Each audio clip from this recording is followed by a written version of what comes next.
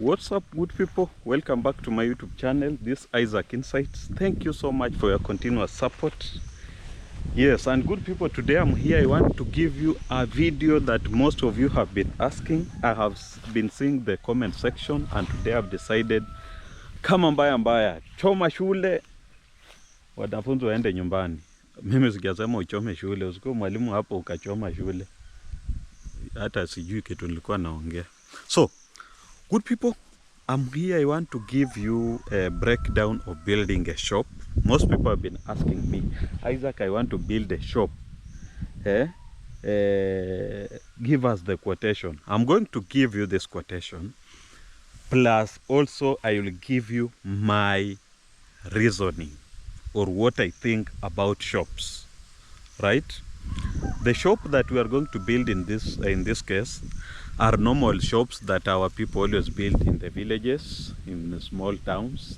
The one with slope roof. Slope roof ni ile inakaa hivi. I know you know that. So, what do you need for a shop?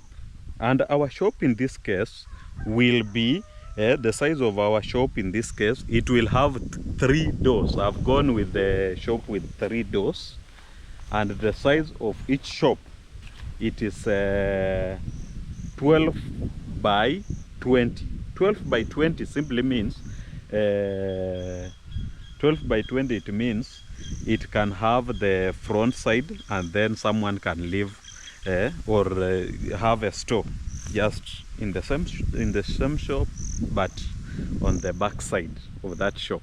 So I'm going to give you this breakdown, and also comment below what you think, because I'm going to leave my thinking in this video of what I think about shops. I see a lot of people building shops, but for me, I have a different view. But before I go into that, let me give you the breakdown so that someone who is building can also testify and also give what they think about this. So, if you are building with stones, the foundation, you will need 500 foundation stones. Remember, when you are building with the machine cut stone, mutu asikudanganya ukaijenga kutoka chini. Ensure you build foundation stones with your foundation with foundation stones. Don't build it with machine cut stones, because at the end, that building will be a stress, not just to you, but even your children. Kwa sababu wao ndio watakuwa wanajua. Unajua watoto ndio sisi. When you invest, kuna upepo mingi. I don't know if you can get me. I'm trying to find some network mahali hakuna upepo. Acha nijifiche nyuma yaka kamuti.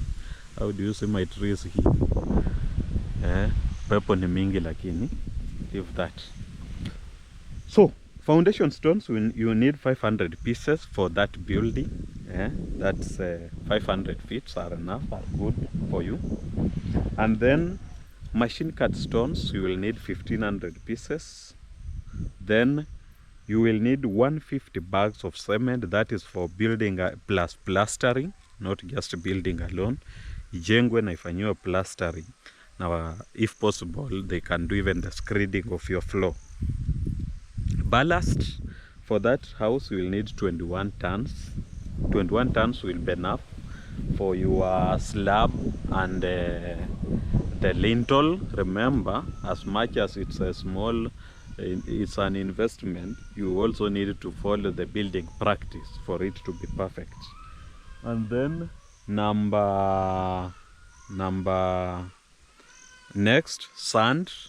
For sand, for this building, we'll need around 70 tons. We'll need 70 tons for your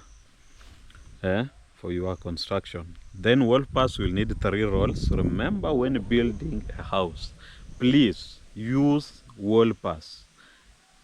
These things that I always see, some clients are lied to by fundis that you can use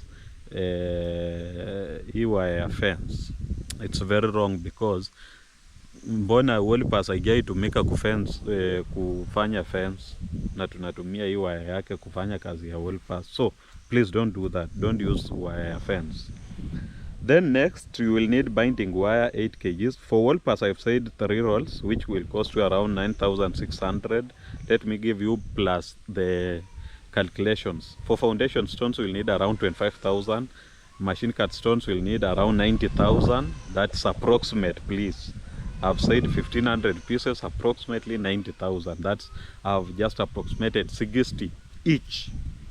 And then cement you will need around 130-500, and then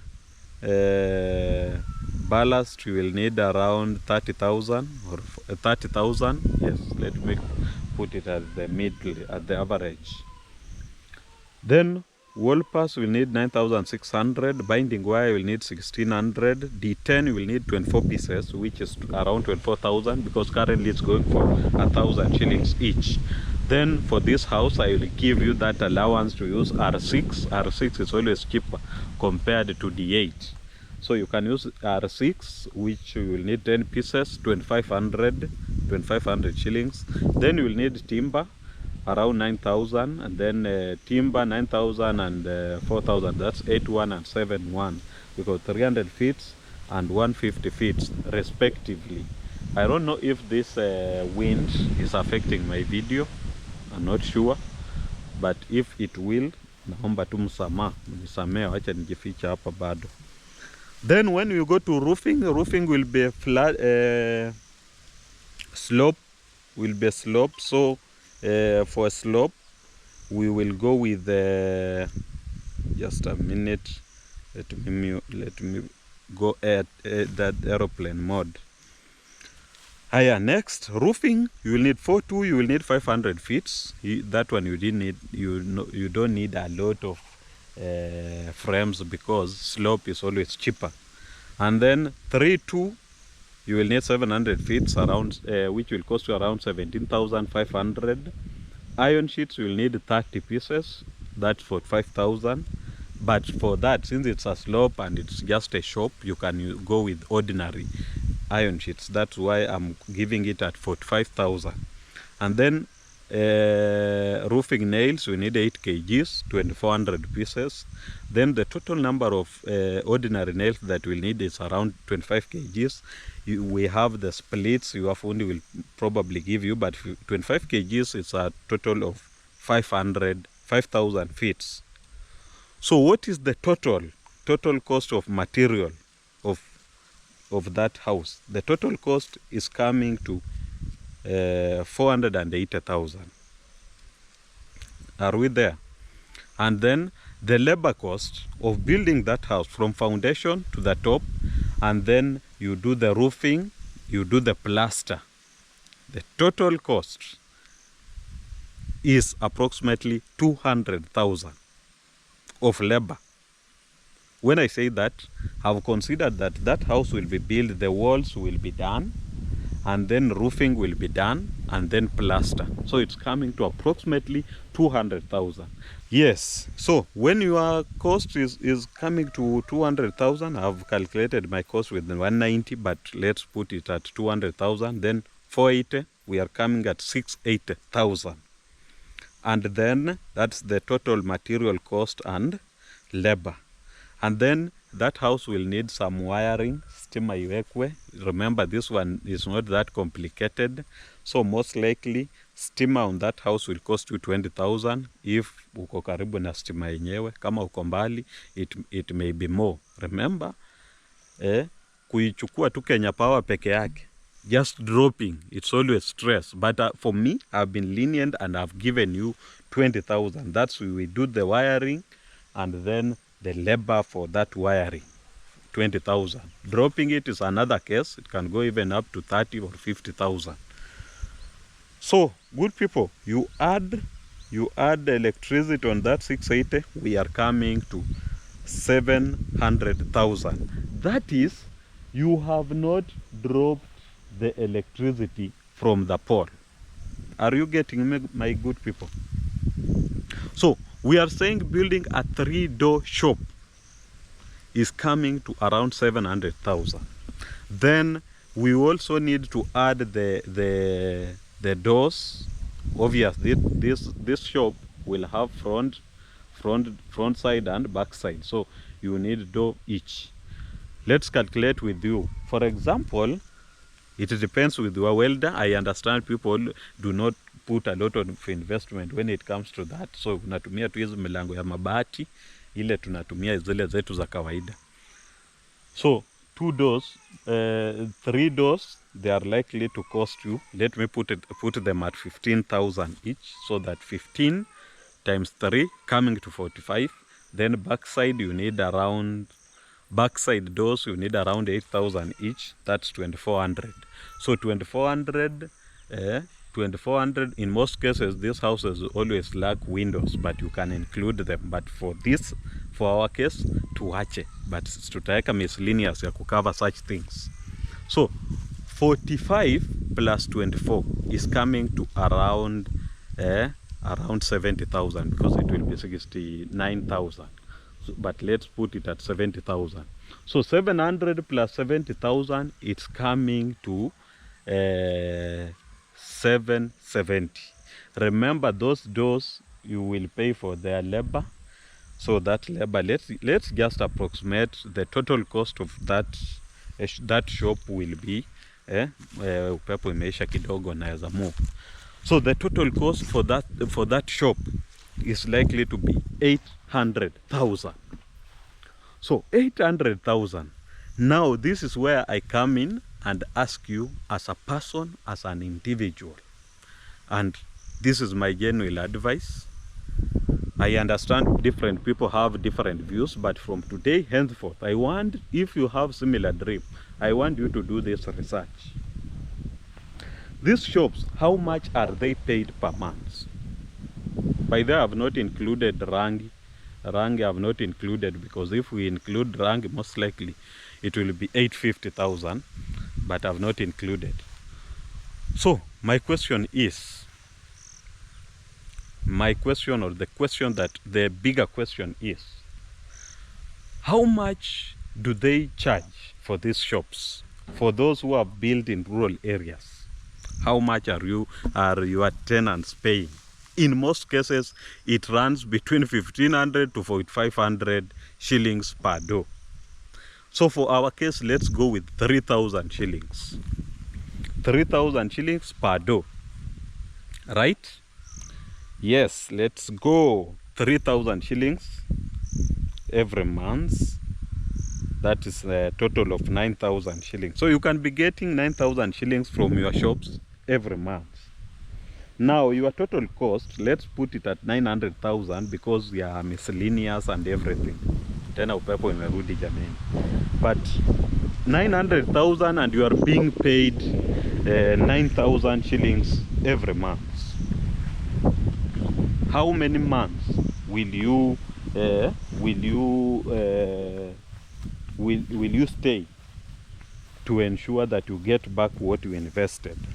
It's a total of 100 months. It's a total of 100 months. So 100 months divided by 12, it's a total of 8 years. Now, reality check. You live in Kenya. Your shops are likely to stay only 2 years when they are active. If you build in rural areas, I'm not talking about those people who get this opportunity of building in the town center. You know, if you build in a town center, that's a different case, because there is business. But I see my sisters, my brothers, wanakuja wanajenga kwa vijiji hizi maduka. The time that your shop will be active is always a lifespan of 2 to 3 years, and you need to sit there for 8 years ndio urudishe your investment. I may be wrong. I know I may be wrong, because someone else will say, Isaac, you are lying to people. But I want to give you an assignment today. Even if you are in Nairobi na uko mahali kama Ruai, anza kutembea ukienda kule uko inaitwa aje, past Ruai, ukienda Tala. Uniambie maduka ngapi zimejengwa kando ya barabara zinafunguliwa daily. If you happen to count, for me I always do that calculation when I travel anywhere. Unapata mtu alijenga nyumba yake vizuri, milango 2 ndio imefunguka, 5 zimefunga. So is it a good idea? Yes, it's a good idea, and most people always say it's a long-lasting idea. But for me, I say it's better you build rentals than hizo rentals za watu kuishi than shops, because za watu kuishi most likely you will be getting tenants, but for shops zinatumika miaka 2, miaka 3, ikizeeka mtu anahama. Mtu anafungua pale duka, haiwork, anafunga, anaenda. Ashaharibu, you need to do the renovation. You need to do what for that shop to be good again for someone else. The moment mtu anahama, alikuwa analipa 4500, hiyo duka isharudishwa 3000 because imezeeka. Nani anataka? So that is what happening. That's what's happening outside here. So 900,000. Remember, I've not added the price of your of that plot that you bought there. And in Kenya, the plot sellers, they have this tendency of telling you, oh, hii iko kwa barabara, utajenga duka. So they hike the prices. Let's say you bought that plot for 200,000 or 250,000, which is cheaper, by the way. So you add on that, you have invested your 1.2 million on that plot of land. Hiyo pesa kurudi, ndugu yangu, ni ngumu. That's why I say it's better you build residential rentals than shops.